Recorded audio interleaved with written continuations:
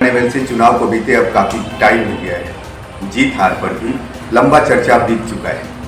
निश्चित रूप से अब राजनीतिक सरगर्मी लगभग थम गई है, लेकिन इन चर्चाओं के बीच जीत की चाहे जितनी चर्चा रही हो, एक अभ्यर्थी के हार की भी चर्चा उतनी ही तेजी से इस जिले में रही। आज न्यूज़ 24 बिहार की टीम सुधांशु रंजन जी के पास है। सुधांशु रंजन जी इस जिले से राजद के समर्थित अभ्यर्थी थे और बड़ी मजबूती से इन्होंने चुनाव लड़ा था। सीधे बातचीत करेंगे इनसे और जानने का प्रयास करेंगे कि क्या कंडीशन रहा जो इस बार इनकी लगातार मेहनत के बाद भी जीत का परिणाम इनके पक्ष में नहीं आया था। सुधांशु जी, एमएलसी चुनाव में जीत की चर्चा रही। सच्चिदानंद राय बतौर निर्दलीय चुनाव जीत गए, लेकिन हारे आप, इसकी चर्चा भी इस जिले में बहुत रही। क्या लगता है, आप इसको महसूस किए थे क्या? सबसे पहले मैं आप लोगों को धन्यवाद देता हूं कि आप लोगों ने इस काबिल समझा कि मुझे मेरे पास में सुनने और समझने के लिए आए। सबसे बड़ी बात है कि जीत और हार को लगा रहता है जीवन में। हम लोगों ने जो लड़ाई लड़ा, अपने विश्वास की लड़ाई को लड़ा। आदरणीय राष्ट्रीय अध्यक्ष लालू प्रसाद यादव जी के विश्वास की लड़ाई को लड़ा। अगर लोग कहता है कि धोखा मिला, धोखा नहीं मिला। सीख है राजनीति में कि राजनीति कैसे ग्रोथ करना है, राजनीति में कैसे आना है। हमने विश्वास लेके चला था कि मैं अपने जनप्रतिनिधियों का निश्चित रूप में विकास करूंगा। जो आज 18 साल से सारण के साथ लगातार छलावा, उस छलावा को तोड़ने के लिए मैं चला था। हमारे जनप्रतिनिधि हम पर भरोसा भी किए। 1982 मत आना कम नहीं, 1982 मत मिला। मैं अपना आपको जीत का एहसास दिलाता हूं कि मैं जीता हुआ। और सेकंड वरीयता में मैंने एक चीज देखा कि सारण के लोग और सारण के जनप्रतिनिधि जितने भी हमारे चाहने वाले लोग थे, उन्होंने हमें सेकंड वरीयता में 80% वोट देकर और हमको सेकंड बनाया। क्या लगता है कि कहीं ना कहीं से कुछ साजिश रहा होगा? प्रथम वरीयता को बदले सेकंड वरीयता को लोगों ने तरजीह दे दिया, तो क्या लगता है कहीं कुछ लोगों की कोई प्लानिंग रही थी क्या इसमें? ऐसा कुछ नहीं है। मैं तो अपने भाग्य को दोष देता हूं कि मुझे जनप्रतिनिधियों का आवाज उठाने के लिए सदन में मैं नहीं गया, लेकिन मैं सदन के बाहर से ही इतना आवाज उठाऊंगा कि हमारे जनप्रतिनिधि का हर बिंदु पर बात होगी। जो भी नेता जीत के गए हैं, हमारे जनप्रतिनिधि का ही बात करेंगे। मैं इतने बाहर से आवाज उठाऊंगा, उनको अंदर में उठाना पड़ेगा। शुरू से ही जो क्षेत्र का आकलन था, जो क्षेत्र का सर्वे था, उस सारे सर्वे में आपकी जीत बताई जा रही है। रिजल्ट अनुकूल नहीं रहा। ये अंतर क्या रहा सर्वे और परिणाम? देखिए, अंतर तो हमको लगता है कि एक ही अंतर हमको समझ में आता है कि सुधांशु रंजन में कहीं ना कहीं कमी रही कि सुधांशु रंजन जी को लोगों ने चाहा, उसके बावजूद भी नहीं जीत पाए। तो कहीं ना कहीं तो कमी सुधांशु रंजन की, अरे हमारे जनप्रतिनिधि की कमी है। हमारे जनप्रतिनिधि देव रूप में है और जनता की सेवा करने के लिए उनको जनता चुन के भेजी हुई है। अगर उन्होंने सुधांशु रंजन को अपना नेता समझा, 1982 लोगों ने वोट देने का कार्य किया और लगभग 2500 लोगों ने जो सेकंड वरीयता में वोट दिया, उन लोगों का भी विश्वास था कि सुधांशु रंजन जी जीत के जाएंगे। लेकिन संयोग मेरा भाग्य मुझे साथ नहीं दिया।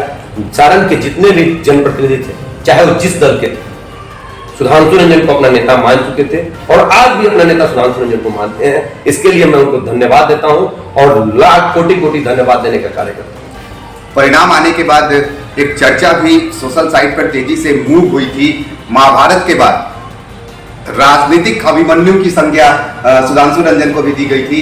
कहा गया कि सुधांशु रंजन राजनीति के अभिमन्यु बन गए और इन्हें भी अपनों का शिकार होना पड़ा था। क्या लगता है ये बात कितनी सच है, कितनी गलत है? देखिए, अभिमन्यु 16 साल की उम्र में चक्रव्यूह का भेदन किए थे। वैसे ही हमारे नेता प्रतिपक्ष आदरणीय तेजस्वी प्रसाद यादव जी ने पूरे बिहार में सुधांशु रंजन जी को टिकट देकर एक अभिमन्यु बनाने का कार्य किया था कि सबसे कम उम्र का पूरे बिहार में और जातीय समीकरण में A to Z की राजनीति में सारण से सुधांशु रंजन को टिकट देकर उन्होंने साबित किया था कि मेरा अभिमन्यु चक्रव्यूह को ध्वस्त करके और आएगा। उनको पूरा विश्वास था, लेकिन उनका अभिमन्यु चक्रव्यूह को भेद कर आया, निश्चित रूप में आया है। इसलिए कि सारण के इतिहास में जो ये हम लोगों ने करने का कार्य किया है, 1982 लोगों का मत पाया और सेकंड वरीयता में लगभग 2500 लोगों ने जो हमको मत दिया है, तो निश्चित रूप में हम लोगों ने चक्रव्यूह को तोड़ने का कार्य किया है। और आगे जो भी लड़ाई होगी और हमारे पार्टी का जो भी निर्णय होगा, मैं मानूंगा और उसको कार्य को करने का प्रयास करूंगा और निश्चित रूप में पार्टी को जीत दिलाने का कार्य करूंगा। एक ये भी चर्चा है कि सुधांशु रंजन जी, आप युवा हैं और जिले की राजनीति में पहली बार आ रहे थे, तो कई बड़े नेताओं को खटकने लगे, जिसका ये असर हुआ कि मेहनत तो आपने की लेकिन वोट को परिणाम तक नहीं ले जा सके थे।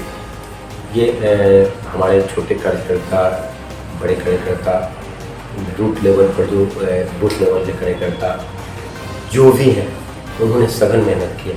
मैं किसी को ऐसा नहीं कर सकता हूँ जिन्होंने मेहनत नहीं किया। एक एक व्यक्ति सुधांशु रंजन बन के चुनाव को लड़ा है। राजद की एक एक सिपाही हमारे माननीय विधायकगण हैं, हमारे माननीय जो भी पूर्व सांसद महोदय हैं, हमारे जो भी पूर्व के MLC हैं, चाहे पूर्व के माननीय विधायकगण हैं, सभी ने हमारे लिए कार्य किया और सुधांशु रंजन को जिताने का प्रयास किया, पार्टी को मजबूत करने का कार्य किया। हमारे भाग्य में नहीं था कि मैं जीत कर यहाँ से सदन में जाऊँ, और मेरे भाग्य का अपना दोष देता हूँ। निश्चित रूप में अगर मौका मिलता है तो दूसरी बार जीत के जाऊंगा, तो इस कमी को पूरा करने का कार्य करूँगा। सुधांशु जी, MLC चुनाव के लिए आप काफी टाइम पहले से सक्रिय हो गए थे। लोग ये कहते हैं कि आपने चुनाव की तैयारी 3-4 साल पहले से शुरू कर दिया था। अब चूंकि चुनाव खत्म है और जीत आपके हिस्से में नहीं आई है, तो अब यहाँ से आपकी क्या रणनीति होगी? पुनः मैं 6 साल कार्य करूंगा प्रतिनिधियों के साथ, जैसे अगले बार 6 साल कार्य किया, फिर कार्य करूंगा। मुझे प्रतिनिधि निश्चित रूप में अगले बार चाहेंगे। इस बार उनके द्वारा मैं चुन के नहीं गया, लेकिन उन्होंने आशीर्वाद तो दिया, इतना वोट ही दिया। इसके लिए मैं उनके उतने लोगों का प्रतिनिधि हूँ, 2500 और 1982 लोगों का प्रतिनिधि हूँ। तो निश्चित रूप में मैं प्रतिनिधियों के बीच में रहूंगा, उनका दुख दर्द का भागी बनूंगा, उनके साथ कदम में कदम मिला के चलूंगा। कोई सदन में बोलेगा तो कोई सदन से बाहर बोलेगा। सुधांशु जी, लगता है आपको कि आपको चुनाव का परिणाम भले हार गए हैं, लेकिन राजनीतिक फील्ड आप नहीं छोड़ेंगे और इसी क्षेत्र में बने रहेंगे? निश्चित रूप से मैं कंटिन्यू कार्य करूंगा। मैं अपने प्रतिनिधियों के लिए हर दुख दर्द में खड़ा रहकर उनका कार्य करूंगा। हर शादी विवाह हो, मतलब छोटा से छोटा प्रोग्राम होगा तो मैं अपने प्रतिनिधि के घर पे जाऊंगा, उनके दर्द को बांटने का प्रयास करूंगा और निश्चित रूप में दर्द को बांटूंगा। वह सुख की घड़ी हो या दुख की घड़ी हो, मैं उनके साथ निश्चित रूप में रहूंगा और सारण का गौरव बढ़ाने के लिए हर संभव सारण के विकास में मैं खड़ा रहूंगा और सारण का नाम बढ़ाने का कार्य करूंगा।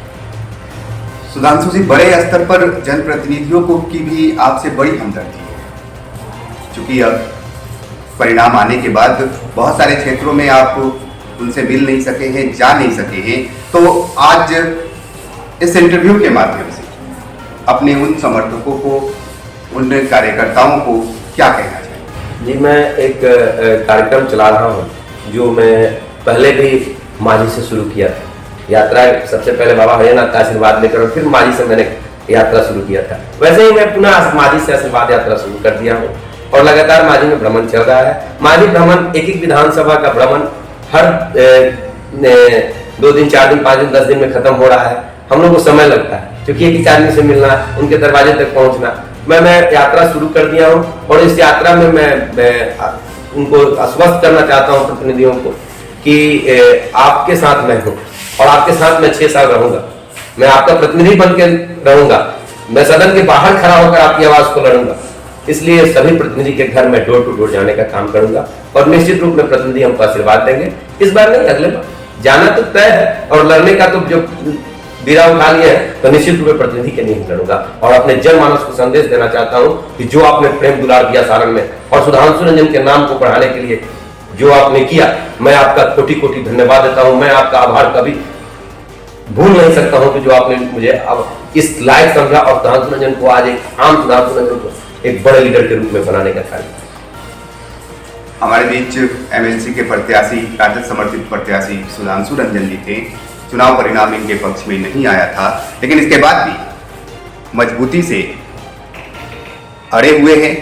उनका यह कहना है कि जीत भले ही नसीब नहीं हुई हो, इसमें इनके तकदीर का दोष रह गया हो, लेकिन ये राजनीतिक फील्ड में बने रहेंगे।